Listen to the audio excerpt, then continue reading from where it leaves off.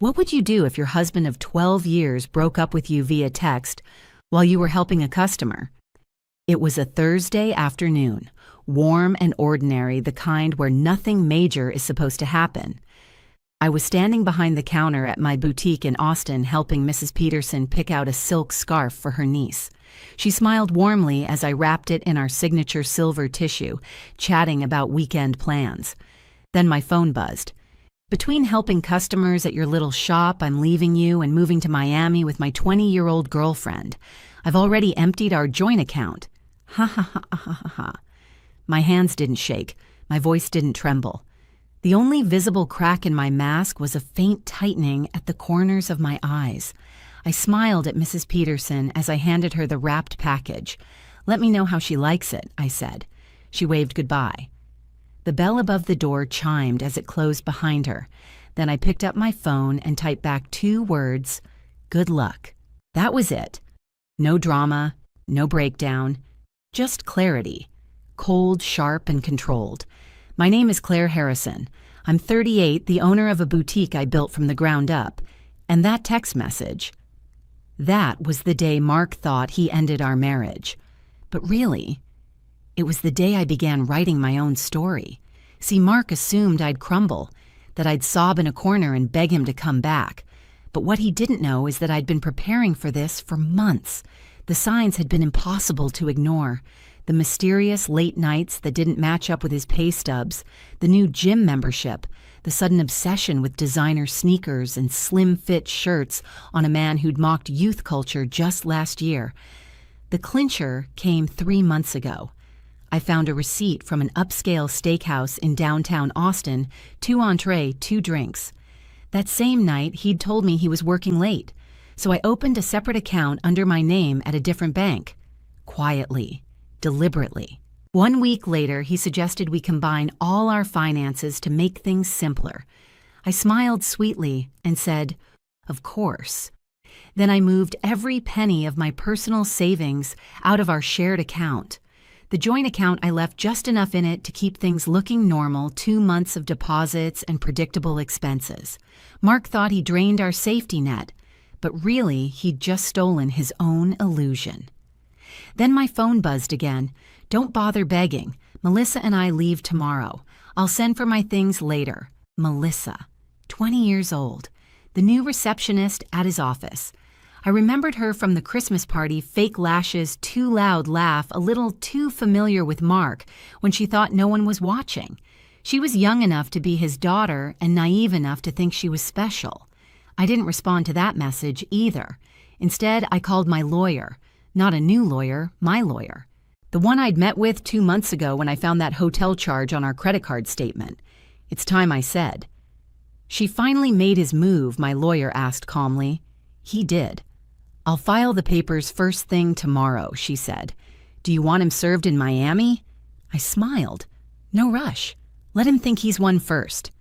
Then came another gem. "I know this must be hard for you. You're not getting any younger after all. At least you've got your little shop to keep you busy." I laughed, out loud. My little shop. The boutique that had been featured in 3 local fashion publications, that out-earned his middle management salary every quarter, that paid for the trips he bragged about at his office. He never understood it, never respected it. But that didn't matter anymore.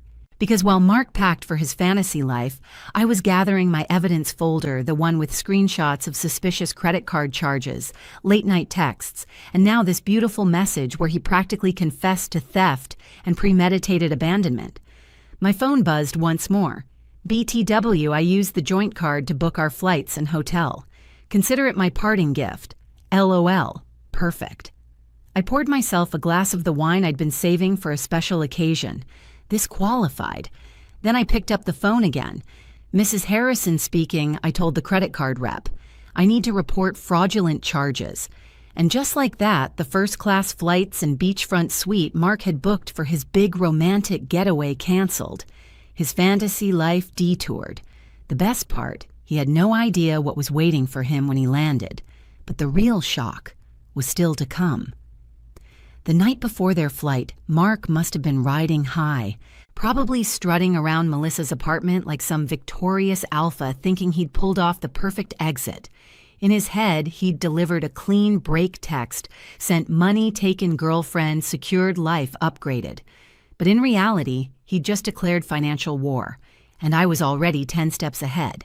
As he packed his overpriced carry-on, my lawyer was finalizing the emergency filing.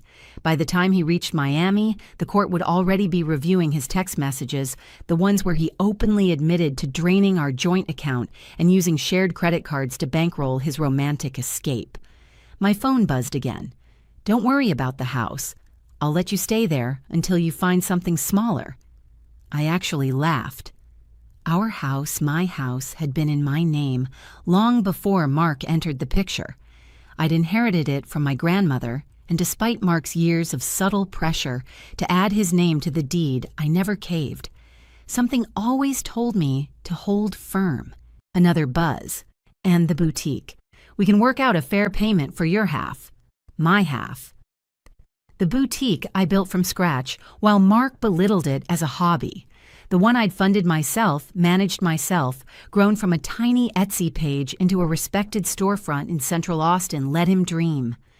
I finished my wine, opened my laptop, and scanned through my growing documentation folder. Credit card statements, screenshots of texts, bank transfer receipts, even old voicemails where Mark mocked my control freak tendencies over money, something the court would find rather enlightening. Morning came with fury. Buzz, buzz, buzz.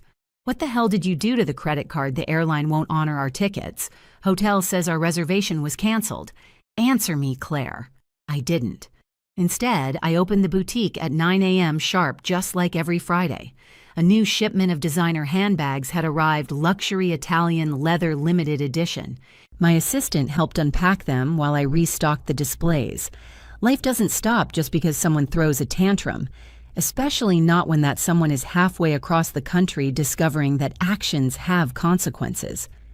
Around noon, the phone rang. It was Barbara Mark's mother. "Claire, dear." She said, her voice dripping with concern. "Mark told us everything, about how controlling you've been. He says you're being vindictive now, interfering with his travel. He just wants to move on." I calmly put her on speaker while arranging our front window display. "Barbara," I said, smoothing out a silk scarf. "Did Mark mention draining our joint account and using our credit card to take his receptionist on a luxury trip?" Silence? "Well, he said you left him no choice, that you'd been cold, distant. I have the texts I said plainly. Would you like me to read you the one where he mocked my age, or the one where he called my boutique a little shop, more silence?" "He did seem a bit cruel," she muttered. I told him that message was inappropriate. "I appreciate the call, Barbara, but my lawyers advised me to limit contact with Mark's family. The proceedings are already underway." "Proceedings? Yes. Goodbye, Barbara." I hung up. By late afternoon, word had spread like wildfire. Mark's sister Amanda posted a vague Facebook status about choosing the wrong side. Mutual friends were already whispering about how Mark and Melissa had ended up stuck at a budget motel near the airport. Apparently, after I canceled the cards, he tried using his personal ones, only to discover most were maxed out. Another red flag I'd noticed. But like always, he assumed I wasn't paying attention. My lawyer called. "We've got an emergency hearing scheduled for Monday," she said. "Given his admitted misuse of funds and the documentation you've provided, we're in a strong position to freeze the remaining assets." "Has he been served yet?" I asked. "Not yet, but we have a new address for him, thanks to his girlfriend's Instagram." I laughed. Melissa had been posting nonstop about their Freedom Adventure beach selfies, fruity cocktails, even one post mocking bitter exes in a now-deleted caption. Perfect. Public evidence of the affair plus their current location. By the way, my lawyer added she also posted a picture of Mark poolside captioned, "Best man ever."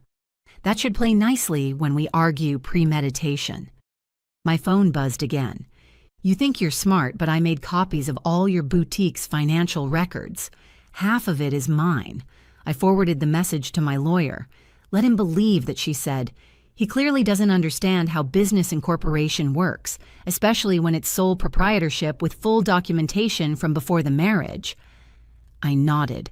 Sometimes the best revenge isn't yelling or crying. It's being quiet, watching, planning, documenting. Mark had spent months constructing his fantasy of escape, convinced I was too naive, too dependent, too slow to notice. But he'd mistaken my silence for weakness. And now, with the law on my side and evidence mounting the story he thought he was writing, was crumbling beneath him. But he still hadn't seen the courtroom, and that would be his biggest surprise yet. The courtroom was colder than I expected. Not in temperature, though the AC was definitely on full blast, but in atmosphere.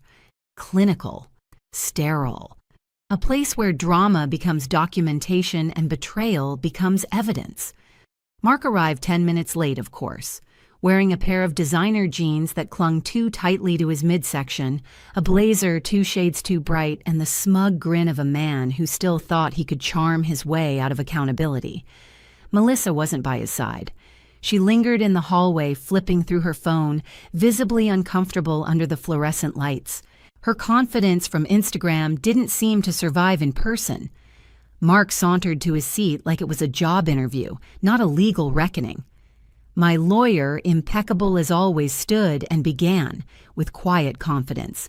Your Honor, we present documented evidence of financial misconduct, including text messages from Mr. Harrison admitting he emptied a joint account, committed unauthorized credit card use, and attempted to claim separate property without entitlement.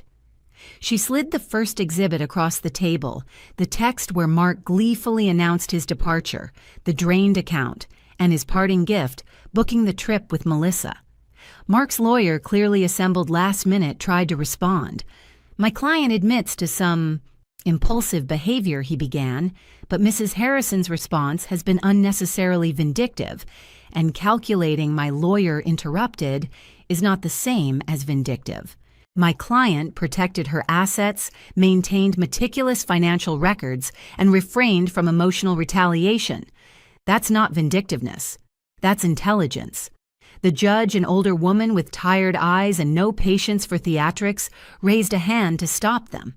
Let's be clear. Mr. Harrison, do you deny using the joint credit card to book travel with a third party? Mark shifted. I was just trying to make a clean break by committing financial fraud, the judge asked. He flushed. It wasn't fraud. You're not a lawyer, Mr. Harrison, and this isn't a debate club. Then she turned to the next page in her file, the business records. Mrs. Harrison, can you confirm this boutique was established before the marriage? Yes, Your Honor, I replied. The LLC was filed in my name 6 months before we were married. I've kept the account's tax filings and profits completely separate from our personal finances. My lawyer added, in fact, Mr. Harrison routinely referred to it as her little hobby, as evidenced in the attached text messages. Mark's lawyer pushed again, but the business grew during their marriage. My client should be entitled to a portion of its value. The judge didn't even blink, and yet the business was never commingled, never funded with joint assets, and was managed independently. This isn't community property. This is careful planning. Mark finally lost composure. She's trying to destroy me. She froze everything. I don't even have money for rent. Mr. Harrison, the judge said firmly, you are responsible for that situation. You initiated the separation by draining the account. You then used marital resources to finance a trip with a third party. You escalated the situation. Your wife responded with legal recourse, but she's freezing my accounts, he snapped. No, the judge said. I am. She paused for effect, then continued. The court finds sufficient evidence of financial misconduct. All shared accounts will remain frozen pending full dissolution. Mr. Harrison is ordered to return all misappropriated funds within 24 hours. But that money's gone, he mumbled. We spent it. Then I suggest you figure out a way to return it, the judge snapped, because the court will not shoulder your irresponsibility. As the judge moved on to the business claims, Mark tried again. Half of that boutique should be mine. I was her partner. My lawyer didn't even look up from her file. Text messages, Your Honor, referring to the boutique as a little shop, just a hobby, and a waste of her time. She handed them to the bailiff. Not exactly how one describes a business they co-own. The judge flipped through them with a raised brow.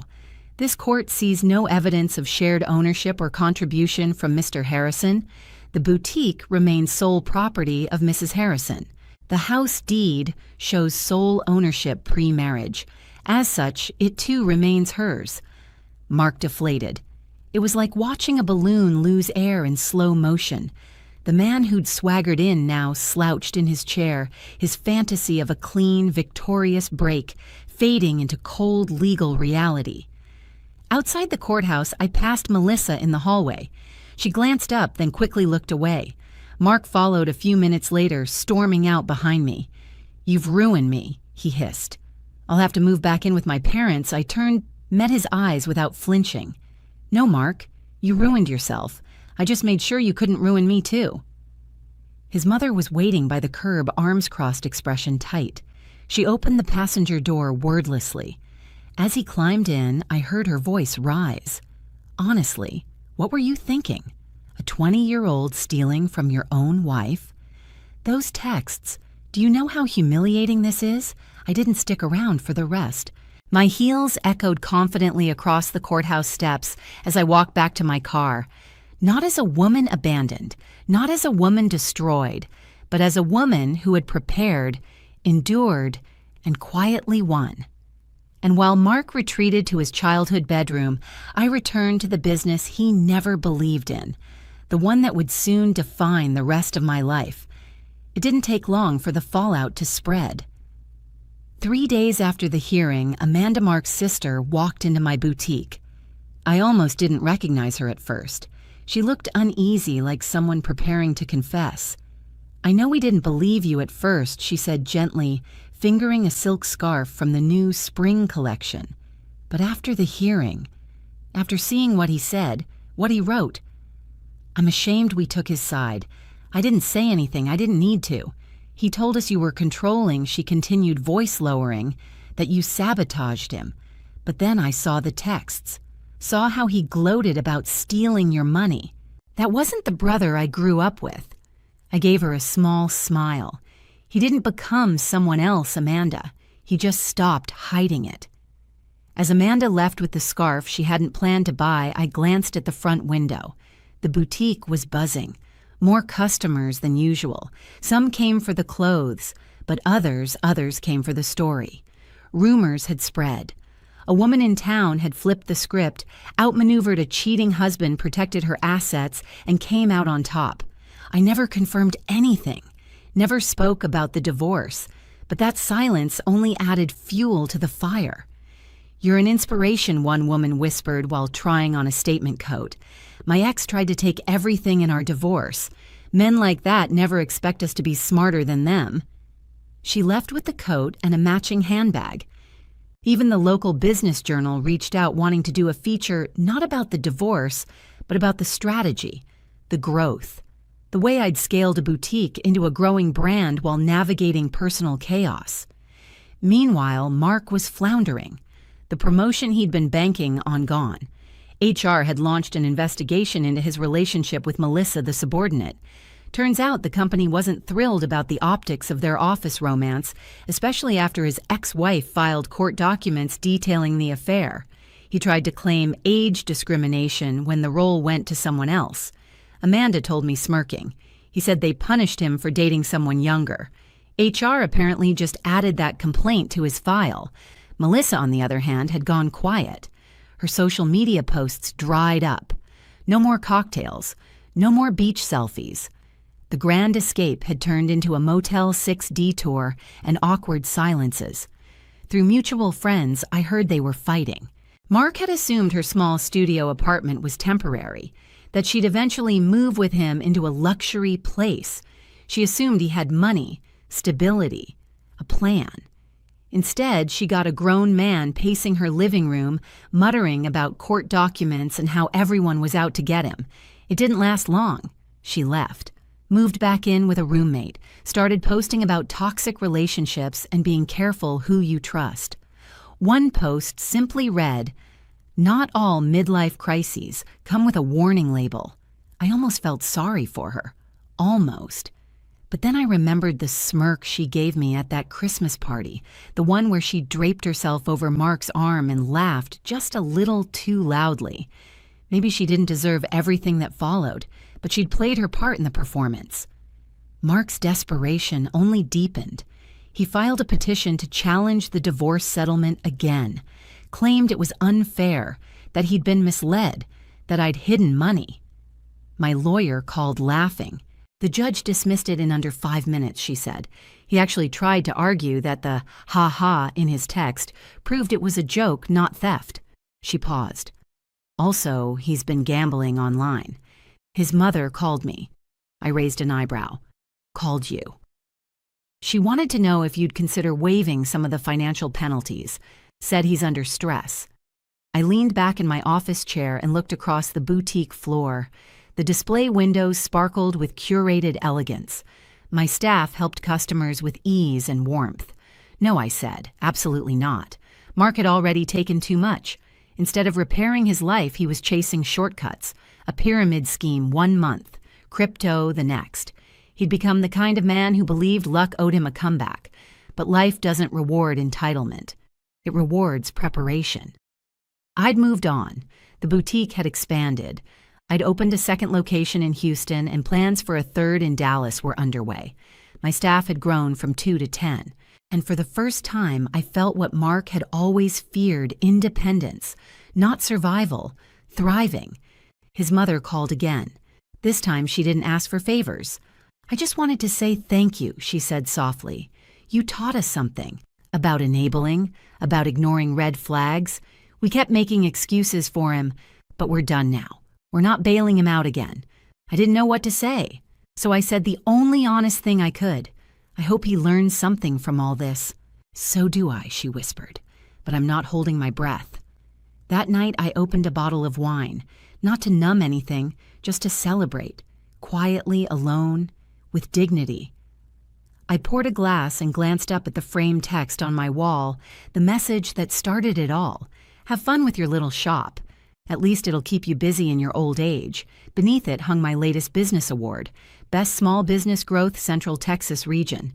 Sometimes revenge isn't loud. It isn't messy. Sometimes it's a well-lit boutique on a busy street. Sometimes it's success delivered in silence. But the past wasn't done with me yet. One day, someone from that chapter walked back into my life. It was supposed to be a normal afternoon sun streaming through the boutique windows, soft jazz playing overhead, the scent of fresh peonies from the front display.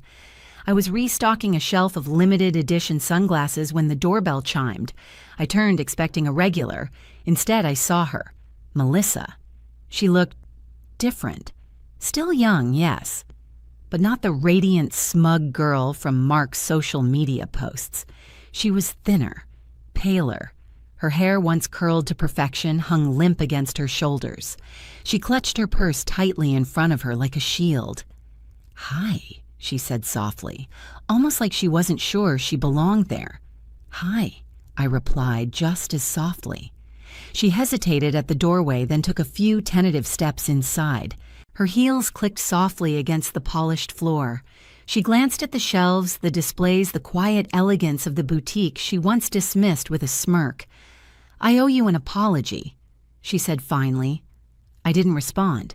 I just waited. I believed everything he told me. She continued. "That you were cold, controlling, that you didn't support his dreams. He made you sound like the villain."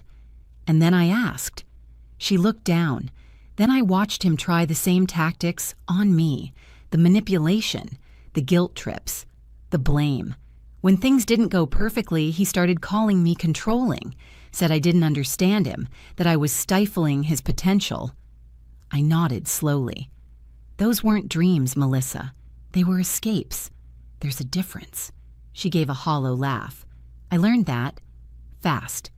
He told me moving into my apartment was temporary, that he'd have us living in a penthouse by the end of the year. But after 2 weeks of complaining about the closet space and asking if I could maybe take out a loan to help get us into a bigger place, I understood. She looked up. I understood you. I raised an eyebrow. Took you long enough. She smiled sheepishly. Yeah, it did.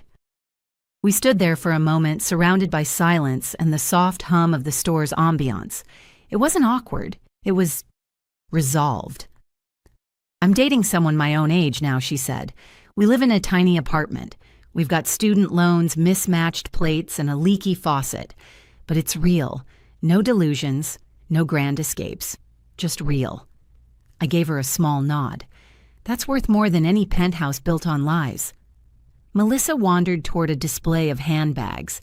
She touched the strap of a deep plum leather piece, tracing the stitching with her fingers. You've built something beautiful here, she murmured. And you did it without him. I did it in spite of him, I corrected gently. She smiled again, then placed the bag back on the shelf and turned to leave. Thank you, she said before walking out. As the door closed behind her, my assistant manager leaned in from behind the register. Was that the girlfriend? No, I said, glancing at the door one last time. That was just another woman who learned the same lesson I did. Later that afternoon, I sat down with that same assistant, Sierra sharp as a tack and hungry to grow, and we reviewed mock-ups for our new accessory line. She'd pitched the idea of a legacy collection inspired by resilience and designed by women who had rebuilt their lives. I loved it. The boutique had become more than a business. It was now a symbol, a sanctuary. Young entrepreneurs started coming to me for advice, women launching Etsy shops designing jewelry from their kitchen tables, building candle brands in their garages. They asked how I protected my assets, how I kept my emotions from blinding my judgment, how I bounced back. I always said the same thing. The best protection is preparation, and trust your instincts even when love tells you not to. Mark, on the other hand, was still spiraling. My lawyer updated me once a month, mostly for entertainment value. He'd tried online gambling, a drop shipping business, selling fake investment courses through a shady coaching website. All failed. His mother called one final time, not to plead, not to scold, but to thank me. You taught our family something important, she said, about the difference between supporting someone and enabling them. Apparently even she had stopped defending him, said he still lived at home, still blamed everyone but himself, still talked about what he lost, never about what he'd thrown away. That's your legacy to our family, she said. You made us see clearly. I thought about that. Legacy. Not the kind that comes with wealth or inheritance, but the kind that quietly changes people. That shows others what's possible when you stop apologizing for being smart, cautious, and strong. Mark had wanted to reduce me to a sob story, a cautionary tale. Instead, I became something else. The woman who survived the storm, the woman who turned betrayal into fuel, and in the most ironic twist of all, Melissa, the girl he left me for, now shopped at my boutique. She even started her own company, a small social media consulting firm. One day she tagged us in a post with the caption, "Inspired by women who build, not break." Claire Harrison, boutique owner, businesswoman, divorcee. But more than that, a woman no longer underestimated. And the final chapter, that would be mine to write. 5 years ago, I stood behind the boutique counter with a phone in my hand and a message that should have broken me. Have fun with your little shop. At least it'll keep you busy in your old age. 5 years later, that little shop had become a 5-location brand, spanning from Austin to Dallas to San Antonio. Each boutique uniquely designed, each staff carefully trained, and each window display a quiet testament to everything I had built by myself. The framed text still hung in my office, but now it sat beneath something else, a gold plaque from the National Small Business Association honoring excellence in entrepreneurial leadership. Success, it turns out, has a beautiful sense of irony. I was invited to speak at a women's business conference in downtown Austin. The topic wasn't divorce or betrayal or revenge. It was resilience, asset protection, emotional clarity in business. During the Q&A session, a woman early 30s, newly married, stood up voice, hesitant but firm. "My husband says I'm being paranoid for keeping my business account separate," she said. "That if we're married, we should trust each other with everything." Am I wrong? I didn't blink. "My ex-husband said the same thing," I replied, watching the nods ripple through the crowd, right up until he tried to take half of what he never helped build. Laughter followed, and something else: relief, validation, that quiet exhale of women realizing they weren't alone in their caution. Afterward, a young woman approached me in the hallway. She looked barely 21, nervous, but inspired. "My mom went through something like you did," she said, "but she didn't fight back. You make it feel possible." I hugged her. Sometimes the only legacy we need is giving someone else permission to rise. Meanwhile, Mark had finally moved out of his parents' house. Word got around he'd taken a job at a small logistics firm, not managerial, not glamorous, just enough to cover rent in a tiny apartment above someone's garage. His dating profile, according to Amanda, still claimed he was young at heart and self-employed, despite no business license or income to prove it. Melissa, ironically, had become one of my most loyal customers. She never spoke about Mark again, but I caught glimpses of her growth. She earned her business degree, launched her social media agency, and frequently tagged our boutique in posts promoting women-led businesses. One day, she walked in with a client and whispered, "You inspired me. You showed me that women can build something lasting instead of chasing someone else's promises, and that was the kind of legacy I hadn't planned but was proud to own." At the 5-year anniversary celebration of my original boutique, we turned the store into an elegant soiree. Champagne flowed, string lights sparkled overhead. Old customers returned, new ones explored, and my entire staff celebrated a milestone none of us had imagined on that first difficult day. I stood up to give a speech. 5 years ago, I almost gave up on this place, I told the crowd. Not because I doubted the business, but because someone else did. Someone who thought my age, my ambition, and my independence were a liability. I looked at the framed text on the back wall.